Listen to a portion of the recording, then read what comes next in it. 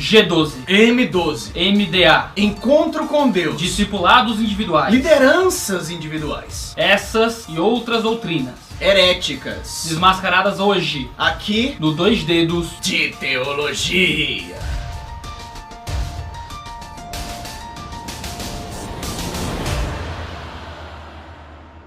Todo vídeo que a gente posta neste canal vai aparecer uma pessoa, no mínimo, pedindo vídeo sobre G12. Principalmente depois que a gente fez o vídeo sobre entidades paraeclesiásticas, organizações paraeclesiásticas, e a gente falou que quem não conhece MDA, Encontro com Deus, aí tá na glória, tá na bênção, não perdeu nada. Como ambos viemos de igreja que se engraçaram em níveis diferentes, como o G12, com o MDA e Encontros com Deus, e discipulados individuais e porcarias parecidas, nós estamos aqui para poder fazer um vídeo sobre todas essas heresias que no final das contas formam um bolo só e tentar desmascarar o porquê que isso é errado e como isso se relaciona com a igreja em células e como tudo isso termina descambando no atual estado do evangelicalismo brasileiro. Pô, vamos começar. Antes de tudo, vamos falar daquilo que vocês mais perguntam. G12. O G12 vai começar com César Castellanius, em Bogotá, Na Colômbia? César Castellanius, em um dos seus vídeos sobre sonhos, estratégia de crescimento e marketing aplicado à igreja, vai falar que ele recebeu a revelação do movimento dos 12, do método dos 12, através de um sonho, de uma visão com Deus. Essa revelação particular, então, deveria ser ministrada a todas as nações, porque essa era a verdadeira forma que Deus estava revelando àquele homem para poder doutrinar as nações. O que César preferiu não dizer é que esse modelo dele de G12 é simplesmente uma mistureba, era uma coisa já existente, colocada pela Opus Dei, através de José Maria Escrivá, com seus cursilhos cristianos, e um método de igreja em células de David Poe e Oakeshott. O G12 funcionava mais ou menos de uma maneira,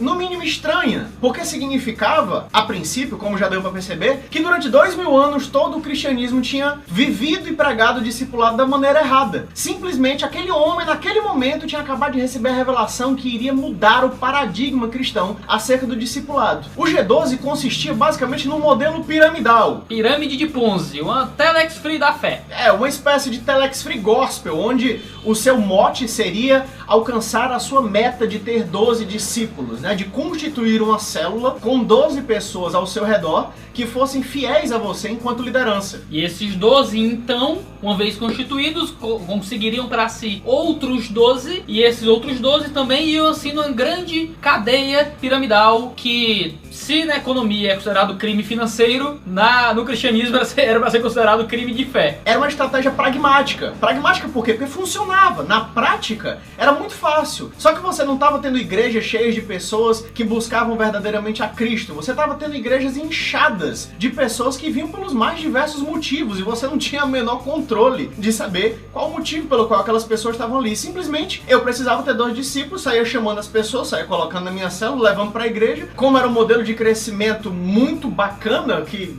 gerava muitos membros muito rapidamente, uma porrada de igreja começou a adotar isso. Levado por quem? René Terranueva. Isso mesmo, o pai apóstolo das gerações. O patriarca do cristianismo brasileiro. Juntamente com Valnice Milhomens, que era pastor e depois se tornou apóstola, apostoliza, não sei. Mas foi consagrada assim. Eles foram responsáveis por divulgar esse movimento do Brasil, misturando ainda por cima outras coisas, como teologia da prosperidade e um bocado de patota junto no negócio que terminou tornando tudo uma heresia ainda maior e ainda muito mais gigantesca. Vamos lá, qual é o problema do G12 acima de tudo, além de suas confusões e marmotas históricas no seu nascimento e no seu crescimento no Brasil? Primeiro, tem que se considerar que o movimento por si só está recheado de heresias outras e milhares de marmotas envoltas ali que não são o cerne do movimento, mas que estão compondo o movimento. Você encontra René Terranova, que é o principal líder do G12 no Brasil, a dissidência chamada M12, que fala coisas completamente retardadas a respeito da escritura. Ele interpreta profecias do Antigo Testamento que seriam a respeito do Messias como sendo com relação a ele mesmo. Ele interpreta o ano aceitável do Senhor como anos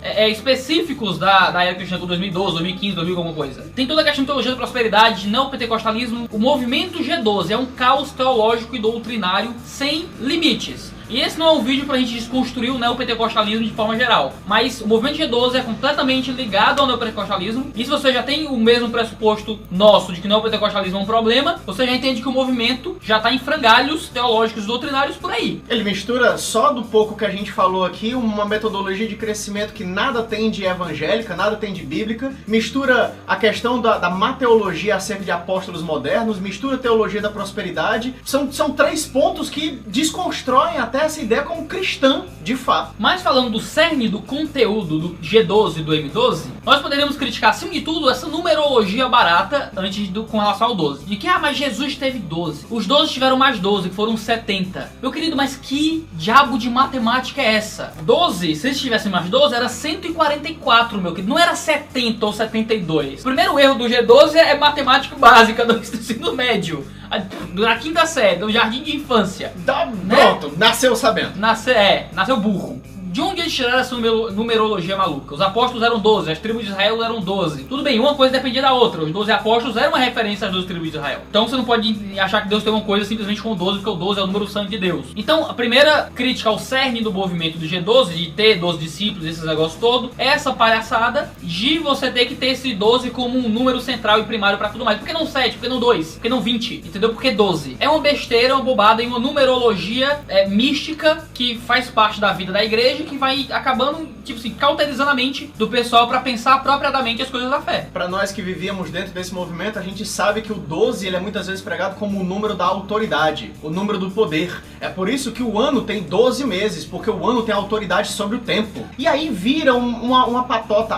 Apóstolos desse movimento apostólico moderno, como Rony Chaves, por exemplo, chegam ao cúmulo de, no final de cada ano, fazer o somatório dos números do ano subsequente e tentar dizer uma profecia com base no somatório dos números. Por exemplo, esse ano de 2014 agora, era 2 mais 1 mais 4, era 7. Era o ano da perfeição. Era o ano de não sei o que mais lá. E você fica, meu Deus do céu, o que tem a ver, cara?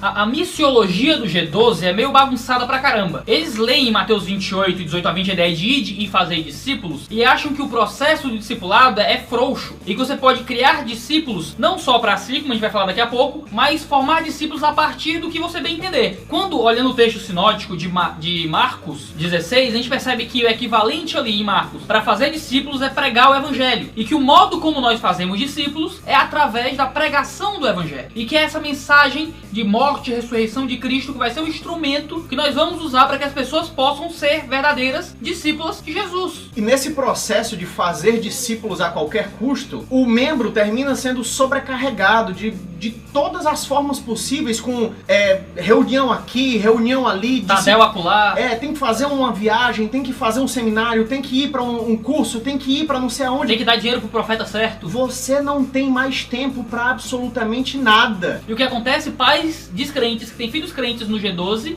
acabam dizendo uma coisa muito parecida: a igreja roubou meu filho. Porque o menino não para mais em casa, o menino não tem mais vida, o menino não conversa mais com os familiares. E as pessoas fazem uma associação dentro desses movimentos de que se você não tem tempo mais para nada, você tá certo, porque agora o seu tempo é todo para Deus. Como se gastar tempo com o movimento ou as atividades inerentes ao movimento seja gastar tempo necessariamente para Deus. E essas pessoas terminam comprando briga com familiares, com namorados, seja com o que for. Por quê? Porque você está querendo que eu tire meu tempo para Deus para dar tempo para você? E você cria nessa mentalidade dualista que se coloca na cabeça das pessoas. Esse mês ainda a gente vai ter um vídeo sobre cosmovisão cristã para complementar o que a gente vai dizer agora. Mas as pessoas criam uma mentalidade dualista em que as coisas que não são religiosas não são pra glória de Deus. E acaba que você vai gerando uma série de jovens desempregados e não formados. Porque era o que eu via na minha igreja do G12. O cara se dedicava completamente pra igreja, galgando uma possibilidade ministerial, porque todo mundo ali tá galgando a possibilidade ministerial e se engolindo pra tentar ter mais discípulo que o outro, entendeu? Pra conseguir ser alguma coisa na igreja. O cara entende que fazer uma faculdade tá fazendo ele perder o tempo que ele podia estar usando pra fazer discípulos, que trabalhar faz ele perder o tempo que ele poderia estar usando pra fazer discípulos,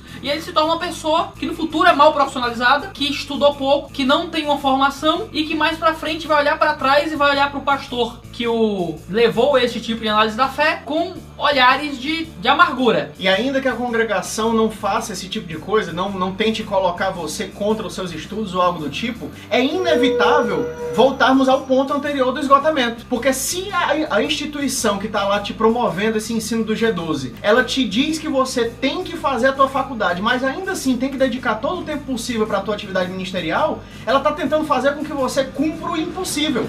Eu vi essa realidade na antiga congregação onde eu fazia parte, e eu tinha pessoas que beiravam a loucura, de tipo, trabalhar quase que 24 horas por dia, tentar estudar de madrugada, se dedicando para as atividades da igreja de algum modo e enlouquecendo no meio do processo. Mas elas não falam que estão enlouquecendo, elas não falam que estão sobrecarregadas, por quê? Porque se você fala isso, você é menos espiritual. Quando Jesus diz que os campos são brancos e que nós deveríamos ceifá-los e que existiam poucos trabalhadores, ele diz que, olha, qual é a resposta para isso? Se trabalhem até se lascar e morrer. É isso que Jesus diz?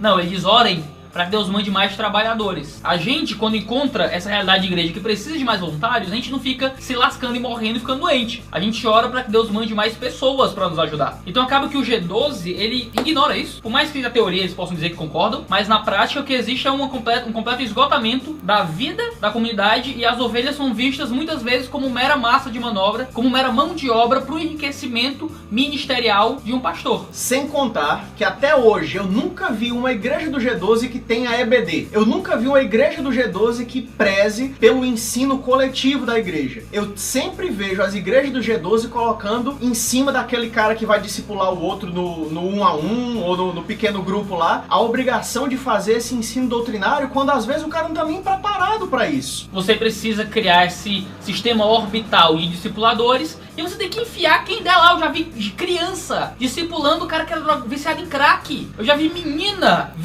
tendo que discipular, tipo assim, marmanjo. E sabe o que acontece quando você diz assim que isso é absurdo? Os caras dizem, você não confia no poder de Deus, não? Eu não confio na sua loucura eclesiástica, meu querido. No poder de Deus eu confio, não confio na sua loucura. Passando do G12, a gente vai encontrar agora um outro movimento que ganha muita força a cada dia que passa e que bebeu boa parte dos seus ensinamentos a partir da fonte do G12, que é o modelo de discipulado apostólico do pastor Abe Uber, ou MDA. O MDA, criado, desenvolvido pela Igreja da Paz, ele é uma espécie de G12 Lite com aquele mesmo modelo de célula, só que agora acrescentando algumas outras nuances sobre essa questão de como o discipulado se efetiva. E retirando algum dos, digamos, vícios e algumas caricaturas do movimento neopentecostal. Se no G12 a gente tem aquele neopentecostalismo mais hardcore, no MDA você tem algo um pouco mais próximo do pentecostalismo clássico, um pouco mais próximo, mas ainda com muitos vícios neopentecostais, mas sem muitas loucuras extremas como o pastor Pilão, às vezes tem, mas essas coisas, manifestações absurdas, é algo um pouco mais, digamos, visualmente agradável.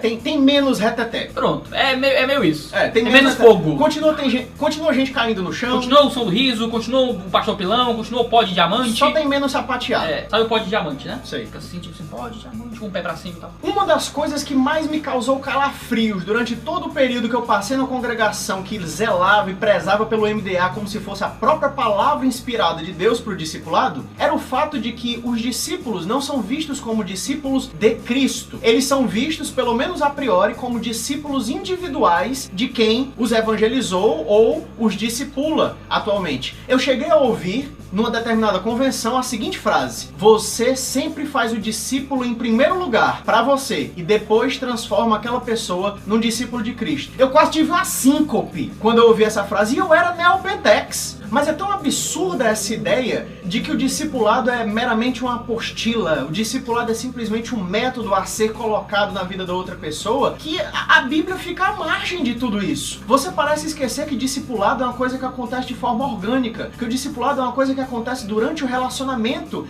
entre as pessoas na igreja, e não através da simples ministração de uma ou outra lição que vai ser aplicada independente de quem seja o interlocutor ou a pessoa que vai receber aquelas lições. Essa galera acaba usando uma série de textos bíblicos para defender a ideia de que temos que ser discípulos uns dos outros. Eles usam 2 Crônicas 20:20 para dizer: crede nos teus profetas e prosperareis. De que temos que crer naqueles que são os profetas do povo de Deus para poder prosperarmos. Faziam uma interpretação louca de Hebreus 13:7. Dizemos que temos que nos submeter aos nossos mestres, tratar essa submissão como um tipo de crença cega absoluta na liderança da igreja. Fideísmo dentro da liderança. Usam 1 Samuel 26:9 para dizer que nós nunca deveremos ir contra aquele que é ungido do Senhor. E se o ungido do Senhor, que é o nosso pastor, nosso discipulador, diz que temos que fazer uma coisa, temos que fazer aquilo e pronto. Você chega a ouvir absurdos do tipo: ah, se o seu pastor está errado, é ele que vai prestar contas com Deus. A sua missão, a sua tarefa é obedecer, porque se você desobedece, aí quem está errado é você.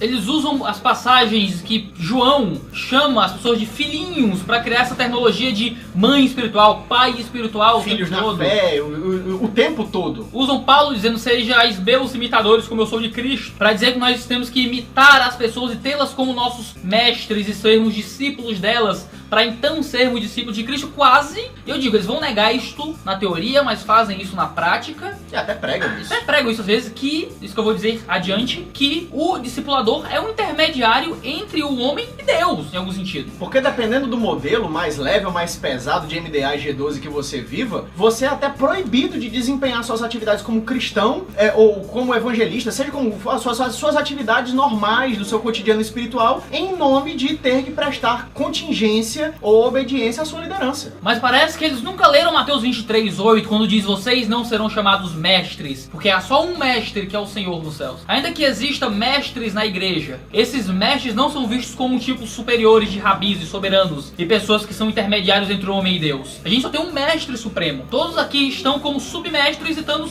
trazer e passar o ensino deste mestre através da escritura. Em Mateus 28:18-20, quando Deus diz: toda autoridade me foi dada no céu e na terra, portanto ide e fazei discípulos, ele está deixando claro que nós vamos fazer discípulos a aquele que tem toda a autoridade para ter discípulos. Você não tem autoridade sobre os céus e terra, querido. Jesus tem. Por isso Jesus merece discípulos. Você não merece discípulo nenhum. Você é só um pecador imundo que está tentando levar as pessoas a um relacionamento de pupilo e mestre com o Senhor do céu e da terra, que é Cristo. Ele tem autoridade e ele lhe comissiona para fazer discípulos para ele. Você está sendo utilizado como instrumento pela honra e pela misericórdia do Filho e não sua. Você não tem mérito nenhum, meu amigo. Nenhum. E Lucas 14:2 deixa claro: nós vamos à fé levando a cruz para nos fazermos discípulos de Cristo. Não discípulos de qualquer homem. Não discípulos de algum homem carnal e pecador. Isaías 54:13 diz: e todos os teus filhos serão discípulos do Senhor. Somos discípulos do nosso Deus, não de homem algum. Então aqui vai uma palavra de quem já foi de dentro do movimento do MDA. Que já teve somente castrada pela doutrina do G12. O MDA, o G12, esses movimentos de crescimento escatológico de dentro da igreja. Este é o ano da multiplicação, essas coisas aí. Não são movimentos de crescimento bíblicos. Eles são nada mais do que movimentos carnais de doutrinação social, de manipulação psicológica, de emburrecimento, de estupidificação do ser humano. Que tenta produzir o agir de Deus através de tentar formular quanto a igreja crescerá, que é uma coisa que cabe apenas ao Senhor. A gente não tem como saber, querido. A confiança no Espírito Santo passa para ser uma confiança em métodos. O método se torna o próprio agir do Espírito Santo. Apesar disso ser amplamente negado, a prática é que não existe nenhuma confiança plena na obra suficiente do Espírito Santo, mas tão unicamente na metodologia empenhada, na apostilazinha que está sendo colocada, se a lição foi ministrada ou não da maneira como o líder disse que deveria ter sido. Se não está no discipulado, está fraco na fé. Se você não está crescendo na sua célula, é porque você não está quites com Deus, você está em pecado. Se o dízimo da célula é baixo, é porque você não está pregando fielmente. E ai de você se você pregar uma vírgula doutrinária diferente desse povo do que eles colocam nas apostilas. Meu amigo, você é um rebelde. Pois é verdade, porque em movimentos neopentecostais de modo geral, como o G12 e o MDA, existe uma falta de amplitude teológica. O que eu quero dizer com isso? Uma falta de maturidade, né? Pois é, por exemplo, em igrejas tradicionais você tem aquilo que é o central e aquilo que é o secundário. Isso. Tem aqueles pontos que você tem que subscrever, eu creio nisso, pra poder estar fazendo parte daquilo ali, mas existem pontos secundários que dá pra gente conviver. Discordo dos meus pastores em 1 milhão de coisas. O Felipe discorda, a gente discorda em algumas coisas. A gente discorda entre si, a gente discorda dos pastores e todo mundo vive muito bem. Porque a gente tá centrado naquilo que é importante, mas naquilo que é secundário a gente tem um espaço pra discordância. Um espaço pra estudar, um espaço pra debater saudavelmente. E crescer junto. Pois é. E em movimentos não pentecostais você não tem isso. Tudo é central, tudo é importante. E se você se manifesta contra, meu amigo, você Satanás, espírito de engano na sua vida. Isso aí sabe o que é? Espírito de rebelião. Isso é o quê? É o inimigo querendo dividir a igreja. Quebrar a unidade. Só que na verdade o nome não é quebrar a unidade, é falta de maturidade. E até Não rima. sei se foi Nietzsche ou se foi Freud que escreveu que quando duas pessoas pensam completamente iguais, é porque uma está pensando por ambas. Se uma igreja, meu querido, pensa completamente igual em tudo, igual o pastor, nós temos ali um gado que abriu mão do próprio cérebro para seguir um líder religioso. E o grande problema é que essa estupidificação faz com que as pessoas não estudem mais a Bíblia. Elas não têm mais a busca pelo interesse em conhecer direto da palavra de Deus. Elas simplesmente conhecem na Bíblia a partir do que é ministrado para elas e morre aí. E acaba que o que acontece? Como as pessoas que começam a estudar um pouco mais a Bíblia e teologia e a palavra saem do movimento porque percebem como o movimento é uma porcaria, as pessoas que permanecem no movimento começam a ver o estudo da palavra como algo negativo. E aí, a letra mata. Mas é o espírito que vivifica. Mas se ele lesse em direito, saberia que a letra ali é a letra da lei do Antigo Testamento e que o Espírito é a manifestação de Cristo no Novo. Nada de teologia, querido. Porque eles também estão sendo teólogos. E mal teólogos pra caramba. Uma coisa que era um grande problema meu com o MDA é que o MDA forçava você a ser um marica. Um maricão mesmo, tipo assim, moça. Moça? É, moça. Entendeu? Tipo assim, você tinha que virar um eunuco e falar fino pra fazer parte do MDA. Por quê? Por que Vou explicar por quê. Agora tô curioso. Vou explicar por quê, Felipe Cruz. Chegava o meu querido discipulador na minha casa, sentava à minha frente, nós orávamos, líamos alguma passagem da escritura que já foi previamente passada pelo pastor a ele e ele passava a mim. Tem que ser obviamente, não é? Porque ele não tinha liberdade nem de pensar. Nunca. E ele perguntava quais são os problemas da semana, quais são as dificuldades que você tá passando. Eu dizia, nenhuma. Não, mas tipo assim, no seu coração, abre o seu coração, pra gente poder ver o que tem no seu coração. Eu disse, não, cara, meu coração tá de boa, eu tô feliz, tô comendo, entendeu? Tô dormindo. Tá tudo sucesso. Entendeu? Vou pra escola, estudo a Bíblia, tá legal a vida. E sabe o que acontecia? O Iago não se abre comigo. O Iago é fechado. O Iago, ele não abre o coração. Como é que eu vou colocar o Iago como discipulador? Como é que eu vou colocar o Iago como líder de célula se o Iago nunca abre o coração? Eu tenho coisas entre as pernas. Ele tem entendeu? culhões. Eu tenho culhões, entendeu? Eu olho pros problemas da vida, eu os enfrento, entendeu? E às vezes eu nem ligo. Eu não vou ter uma coisa pra choramingar toda semana. Eu não vou ter uma coisinha pra ficar, meu Deus, discipulador, o problema não... Entendeu? Eu não sou esse tipo de cara. E tem muitas moças, muitas mulheres que não são esse tipo de pessoa. Minha mãe, que eles queriam discipular minha mãe não quis eu ter mais o que fazer do que falar da minha vida pra outra velha lá na igreja. Porque discipulado tipo assim, é isso, essa é a questão. Porque discipulado não era pra ser simplesmente o momento que você vai abrir teu coração. Caraca, minha mãe, com 6 anos, trabalhava em cima do lombo de um jumento, no interior do sertão do Quixadá. Se discipulado fosse simplesmente pra você abrir o seu coração, o nome disso se chamava análise. Pronto, agora os psicanalistas estão tudo com ódio da gente. E acaba também que a rede do discipulado, foi o que eu vi muito, essa rede de discipulado não passa de uma rede de fofoca. As pessoas ouvem você falando da sua vida, e elas falam então da sua vida pro seu discipulador, pro discipulador dela, porque aquele problema é uma coisa que tá incomodando, e o discipulador que ouviu vai passando, e todo grande amigo tem outro grande amigo, e não importa que treinamento o pastor dê nos seus tadéus e nos seus treinamentos de liderança e tudo mais, colocar crianças e adolescentes e pessoas de 20 e poucos anos pra ouvir o problema dos outros vai dar em porcaria, né? Olha, não precisa nem ser adolescente, não. Tá vendo adulto velho dessas porcaria? Tem adulto fofoqueiro, tem velho fofoqueiro, imagina esses adolescentes. E acaba que tudo virou rede de fofoca. Vi muitos casais saindo de igreja por causa disso, vi gente tendo a reputação desgraçada por causa de coisas de discipulado, gente até se desviando da fé. Claro que a culpa é da pessoa, mas esse foi o contingente que levou a pessoa a se largar a igreja. Porque viu um telefone sem fio da fofoca disfarçado de discipulado, de cuidar do outro, disfarçado de... É uma versão modificada do confessionário. Você é obrigado a se confessar pro seu líder. E eles usam essa linguagem, que os católicos estavam certos. Eu ouvia isso no culto. Os católicos ouvi isso várias vezes estavam também. certos. Porque quando você confessa, a cura. E aí eles usam aquele versículo de Tiago para dizer que confessai-vos uns aos outros é confessar ao outro especificamente, e essa confissão tem que ser ao seu líder, daquilo que você tá passando, e você tem que fazer uma narrativa. Tipo, porque se eu contar pra minha esposa, pra um amigo, não conta, tem que ser pro líder. Isso, exatamente, você não pode contar. Tipo, você não pode querer chegar pro pastor pra contar uma coisa mais delicada. Não, eu não sou o seu discipulador. Isso. Conte pro seu discipulador. Se for necessário, ele traz até mim. E aí quando você tenta tratar alguma coisa com o seu pastor, aí o seu discipulador é que chega pra você. Por que você não me falou isso? É tipo É uma rede institucionalizada da fofoca, cara. A escritura, quando ela fala sobre liderança de igreja, ela usa uma palavra muito clara que é presbítero, que é equivalente ali, intercambiável com bispo, com pastor e tudo mais. A liderança da igreja é feita fundamentalmente de pessoas mais velhas, fundamentalmente de pessoas maduras. Claro que pode existir jovens liderando igrejas e tal, mas o padrão ideal é que sejam presbíteros, idosos, anciãos, pessoas maduras. E aí o pessoal vai citar aquele versículo de Timóteo lá sobre desprezar a juventude, mas vai esquecer que provavelmente naquela época Timóteo tinha uns 40 anos. 30 e pouco, coisa assim, que ali ele era um garoto. Exatamente, é porque ela era jovem, meu amigo, mas não é jovem de 12 não.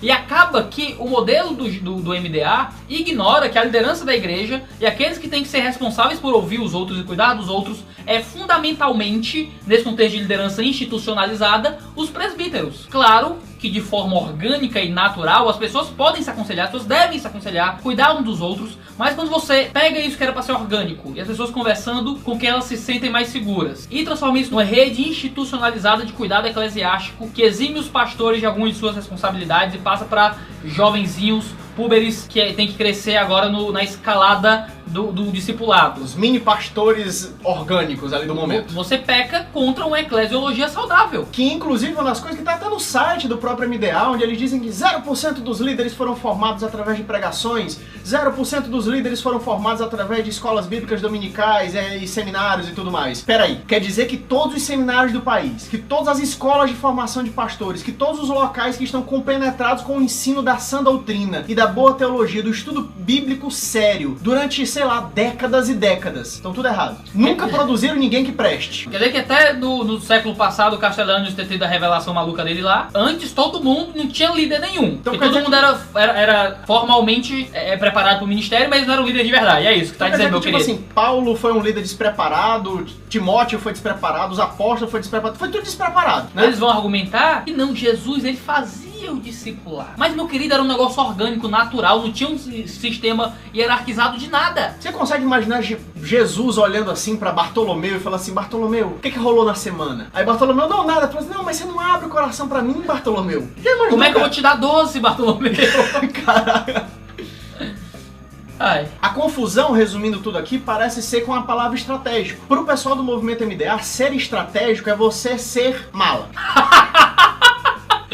Porque o pessoal vai pregar, sabe o quê? Não, você vai evangelizar essa pessoa, você chama ela pra um churrasco, você chama ela pra jogar um futebol com você, chama ela pra bater um videogame, oferece uma carona, leva pro cinema. Então você tem que ser estratégico. Só que, meu amigo, quando a estratégia toma o lugar da própria pregação do evangelho, do confrontar verdadeiro com a palavra de Deus, você não tá sendo estratégico, você tá sendo antibíblico. E em prol, em nome, entre aspas, de ser estratégico, essas pessoas terminam enchendo igrejas, inchando igrejas, ao invés de fato pregar a palavra de Deus pura e simplesmente. O evangelho puro e simples fica de lado. Por quê? Porque ele não vale mais pro nosso mundo moderno, onde as pessoas precisam de entretenimento, precisam de ganchos para poder ser atraídas a Cristo através de algum outro gatilho. Por favor. Acaba que você tem uma rotatividade muito grande na membresia dessas igrejas. São igrejas que estão sempre muito cheias, muitas delas, mas nunca das mesmas pessoas. São pessoas que vão lá, passam um tempo, não criam nenhuma raízes e vão embora. Ou que você tem falta de uma palavra pregada com boa doutrina e vão para uma igreja tradicional. E não me venham com essa história que é multiforme sabedoria de Deus, que eles ganham, eles plantam,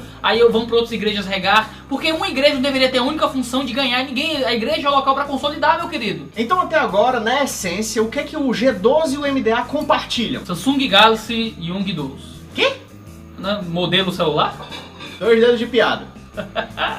Modelo celular, igreja em células. Mas afinal de contas, Iago Martins, uma igreja em células, pequenos grupos, é um problema? É errado? É antibíblico? É herético?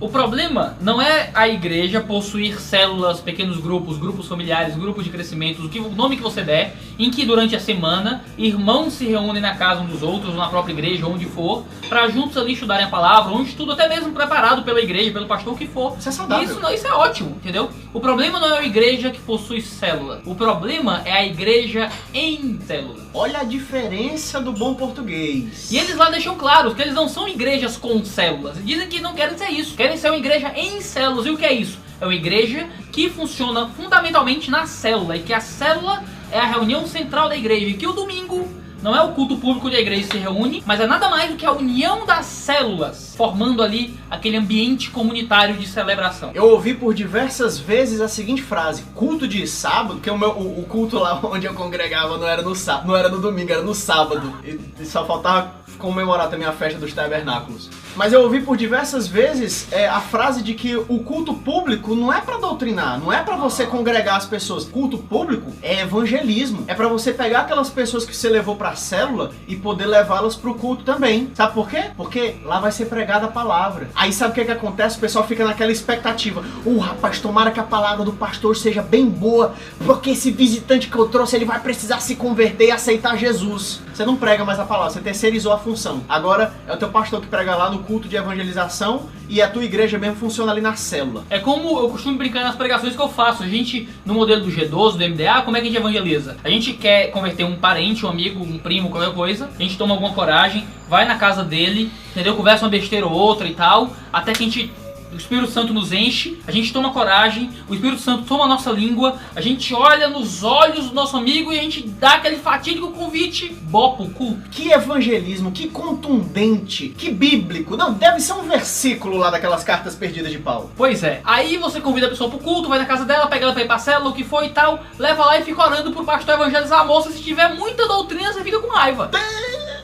Na escritura, não sei se você sabe, o culto é chamado de comunhão dos santos. É uma congregação dos santos. Ali são os santos reunidos para ouvir leitura da palavra, para ouvir pregação da palavra com doutrina, exortação e tudo mais. É segundo Timóteo 3, meu querido, e 4 diz isso muito claro. O culto não é um ambiente primário de evangelismo. O ambiente primário de evangelismo é você levando o evangelho às pessoas. Ele disse: ide e fazer discípulos. Não tragam, atraiam pro ambiente de culto para que as pessoas possam ouvir o pastor e derrubar o administrador. E você mesmo não ir entender que você é o levador, o transmissor da palavra evangelística de Deus, e não simplesmente o culto de domingo ser um ambiente que os crentes morrem de fome, porque não existe uma alimentação saudável para eles, para simplesmente atrair mais pessoas. E quem vai ficar responsável pela doutrinação da igreja é um monte de moleque que tá assistindo um ou outro treinamento, nunca teve um ensino formal, nunca se aprofundou muito bem na escritura, tentando levar a doutrina pra galera na célula, sem entender direito. O primeiro ateuzinho, né, o ateuzinho que leu Richard Dawkins, que chega lá, dá uma surra em muito líder de célula. O primeiro heredezinho que senta lá pra questionar qualquer coisa, surra todo mundo. Por isso que os membros da igreja são ensinados a não fazerem muitas perguntas, e que questionar e perguntar muito é falta de fé, porque o líder da célula raramente sabe responder questões sérias a respeito do evangelho. E tem até líderes de células mais velhos, né, que já tem mais tempo de igreja e tal, mas que são igualmente imaturos nesse ponto. O que parece aqui, de acordo com essa visão de que o culto é o local para as pessoas serem evangelizadas, é que essas pessoas vivem na antiga aliança, que ao invés de irem e anunciarem o evangelho pelo mundo, elas estão chamando as pessoas para virem até o reduto do prédio da igreja, como Israel fazia, para que as nações olhem para nós, o nosso prédio, o nosso culto, a nossa ministração, e elas sejam atraídas até Deus. Quando isso era o que Deus fazia com o povo de Israel como um povo, nação, atraindo as nações a ele. No Novo Testamento Deus muda isso. Não somos mais um povo, somos agora vários povos reunidos no povo de Deus. Não temos mais uma nação própria, mas somos de várias etnias. Nós não temos mais um ambiente físico onde Deus se revela, mas Deus se manifesta a nós de várias formas diferentes. Ele saiu do Santo dos Santos com o partir do véu do templo. Então a gente não pode usar esse modelo atracional do Antigo Testamento, mas agora um modelo de ir até as nações no Novo Testamento. Usando a linguagem da missiologia, não usamos mais força centrípeta, mas força centrífuga. Não estamos mais tentando atrair as nações para dentro, mas agora nós estamos indo aos povos para fora. E o ponto máximo, a culminância, aquele negócio que agora tem gerado um frisson na barriguinha dessas pessoas que têm sido atraídas até essas igrejas, participantes do movimento celular, G12, MDA e afins. O encontro com Deus. Encontro com Deus é uma espécie de gnosticismo, um negócio misterioso. É aquela seita que, tipo assim, existe o conhecimento arcânico que é revelado apenas à liderança que já fez aquele encontro, entendeu? O que vai ter no encontro com Deus, Iago Martins? É tremendo. Vai ter alguma... Mas por que é tremendo? Você não pode me dizer? É tremendo. Mas e aí, o que acontece lá? Alguma coisa? Me dá uma dica. Você não pode saber agora, querido. Quando você passar por isso, você vai saber e ver. Por quê? Que é tremendo. O encontro com Deus é uma espécie de um caldeirão de heresias. Se o Luciano Huck visse isso, talvez ele mudasse o nome do programa. Lá é misturado hipnose, quebra de maldição, Regressão freudiana, musicoterapia, musicoterapia pra caramba. atos proféticos, cura interior, cobertura espiritual, uma teologia antibíblica assim, full power, entendeu? Além da manipulação sentimental e da ideia de que o amor de Deus é um negócio antropocêntrico, de que Deus vai te salvar porque ele te ama. E é só por isso que ele vai te salvar, porque você é bom e ele precisa te amar, ele vai te amar. E ele vai te salvar. Como é que Deus não amaria uma coisa tão fofa como você? É um negócio fofinho, rapaz, um cara bonito desse, por que Deus não vai te salvar? Você é salvo pelos seus méritos. E é uma outra deturpação de que o próprio evento do encontro com Deus seja algo essencial para sua caminhada cristã. Você não fez o encontro, falta alguma coisa na sua vida. Falta. Se você não tem encontro com Deus, você não conhece ainda como é que é dividir a sua vida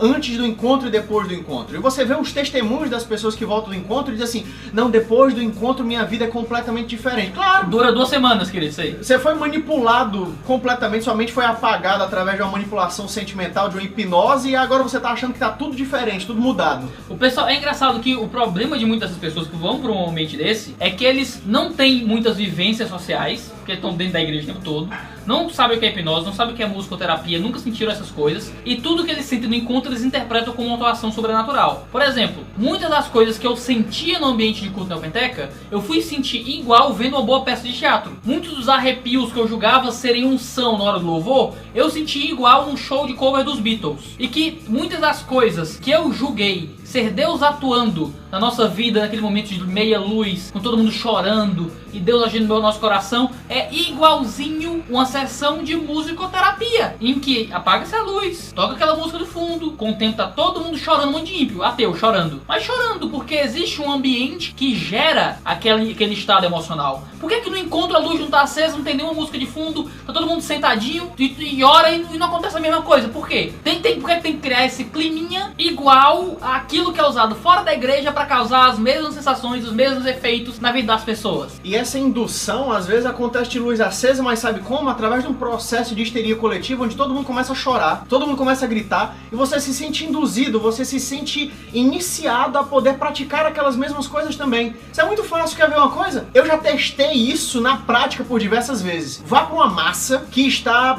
disposta a gritar, a se manifestar, e dê um grito, pra você ver como a arruaça está feita. Vá pra um show e comece a bater palma depois de algum evento pra ver como todo mundo bate palma junto. Não, eu fui pra um show de Tokusatsu, do Sana. A primeira vez que trouxeram aquele cara que cantava a música do Giban. Tokusatsu, pra quem não sabe, são aqueles desenho animado com pessoas reais, se é que a gente pode utilizar esse termo, japonês. E o cara que lá era a cara do Sidney Magal. Aí eu comecei a cantar, eu amigo meu bem alto, quero vê-la sorrir, quero vê-la cantar. Cara, o show inteiro parou com todo mundo cantando. E o povo do japonês não sabia o que era. Aí ficou lá, arigatou, gozaimasu, não sei o quê.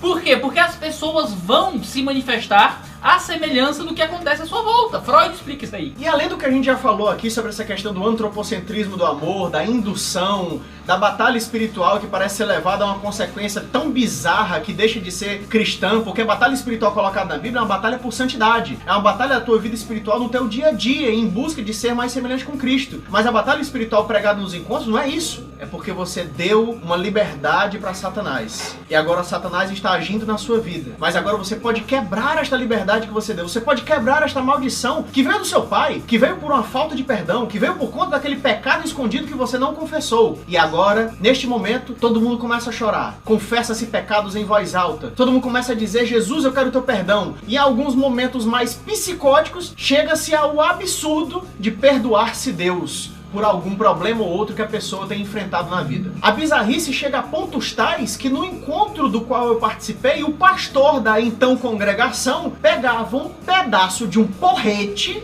e ficava estompando uma mesa, batendo numa mesa veementemente por diversas vezes, gritando com uma luz apagada, depois de ter passado um trecho do filme A Paixão de Cristo, dizendo: pá, foi você que bateu no meu Cristo! Pá, foi por você que ele apanhou! Pá, essa porrada era pra ter sido em você! E nessa hora todo mundo começa a soluçar de tanto choro, porque a indução psicológica é bizarra, é bizarríssima. E ele, ao final desse momento, pergunta: quem quer vir aqui na frente e apanhar como Jesus apanhou? E convida as pessoas a levarem porradas. É claro que ele não vai bater em ninguém, é óbvio, ele não quer doido, não quer que seja chamada a polícia naquele momento. Mas ele chega ao ponto de querer fazer com que as pessoas se tornem frágeis emocionalmente para se submeterem ao ponto de eu quero ir pra cruz também. Só que não é motivado pelo Espírito Santo, é motivado por conta que o momento assim o propõe. Bizarrices aleatórias à parte de todos os encontros, tem restauração de virgindade, tem você se arrependendo como pessoa e como linhagem, se arrependendo dos pecados dos antepassados. Você libera perdão pra sua mãe, mesmo se ela estiver morta. Não, e você se arrepende do pecado que sua mãe cometeu, que seu tal, e espíritos territoriais, essas marmotas todas. Sem contar que quando você entra lá, você tem que preencher uma fichinha com todos os pecados que você já fez na vida, você marca, um checklist do seu pecado, vida pecaminosa, você vai marcando tudo lá, ainda tem uma parte do outros. Eu não sei o que é que eu botar em outros, tráfico de rins. Tem aquele velho negócio de que, cá entre nós, o encontro dura uma semana na sua vida. Que nem todo acampamento de igreja. Vai pro acampamento, volta restaurado por causa de 4 dias de imersão religiosa. A primeira cena de peito de fora que aparece no teu Multishow, tu tá assistindo. Que Deus tá vendo. Outro ponto também é que na maioria das congregações que adotam a prática do encontro com Deus, o batismo nas águas ele só pode acontecer depois do encontro. Tal importância que é dada a esse evento do encontro com Deus, como se ele fosse suficiente para poder dizer que uma pessoa é ou não salva. Eu chegava a ouvir bizarrices do tipo de que se você é crente de verdade, o encontro faz você se firmar. Se você não for crente de verdade, depois do encontro você se desvia. Sem contar que você ainda queima os seus pecados numa cruz. O papelzinho pegando dele. fogo. Você joga o papelzinho lá na cruz junto com querosene depois de beber vinagre. Pois é, como se o perdão dos pecados não tivesse se dado através da obra de Cristo. Você meio que joga o sacrifício vicário de Cristo no lixo, porque você quer beber vinagre como ele bebeu e queima os papelzinhos na cruz num ato profético de que agora sim seus pecados foram perdoados. O que eu digo depois disso, Brasil? Não sei o que eu digo. Senta e chora. Senta e chora. G12, MDA, igrejas em células, encontro com Deus. É um bolo, é um saco de bizarrice que cai entre nós, queridos. Amarre num balaio. Jogue pra cima e chute o mais longe que você puder da sua igreja local ou da sua vida cristã. E se você faz parte de uma igreja que domina a sua fé, que tenta usar você como massa de manobra, que você é nada mais do que mais alguém para arrumar mais membro pra igreja, que o culto de domingo não tem doutrina, que tem esses discipulados malucos em que o discipulador é praticamente intermediário entre você e Deus, fuja pras colinas o mais rápido que você puder, pelo bem da sua comunhão com Deus. Agora você pode não sentir tão bem. Usando o mito da caverna de Platão, você ainda vê homens como sombras. Mas a partir do momento que você sair deste buraco, meu querido, você vai perceber como a vida cristã é muito mais bonita do que essa coisa opaca que você chama de igreja. Ah, Iago, Felipe, vocês estão dizendo pra gente sair da igreja? Não. A gente está dizendo que o local onde você está, nem mesmo a igreja é. E você sabia que vai ser nosso patrão? Patrão, aquele que paga o nosso encontro com Deus. Você, como já tá careca de saber, pode contribuir com este canal com 1, 2, 3, 4, 5, 6, 7, 8, 9, 10 dólares, ajudando do jeito que quiser, quanto quiser, se quiser, para que nós possamos investir o quê? No nosso dinheiro, no nosso encontro, nas nossas férias, comprando sorvete? Não, unicamente em melhorar a qualidade deste belo canal para servi-los da melhor forma possível, com o pouco de conhecimento que Deus nos deu, que a gente tenta transmitir para vocês através deste belo e suntuoso canal. Usando esse suado dinheirinho para poder adquirir iluminação, câmera, poder conseguir ter as internets suficientes para poder desenvolver esse trabalho e todas as outras coisas que são os custos que a gente tem que arcar com eles semanalmente e mensalmente. Clica aí em patreon.com/2dedos-de-teologia e saiba como nos ajudar e ainda receber os prêmiozinhos e os mimos e fazer parte do grupo secreto no Facebook onde a gente bate papo e tudo mais. E até quarta-feira com Racionalizando às 10 horas da manhã e na outra segunda, 10 horas da manhã com 2 dedos de teologia. Bye, bye, galera. Tchau, tchau.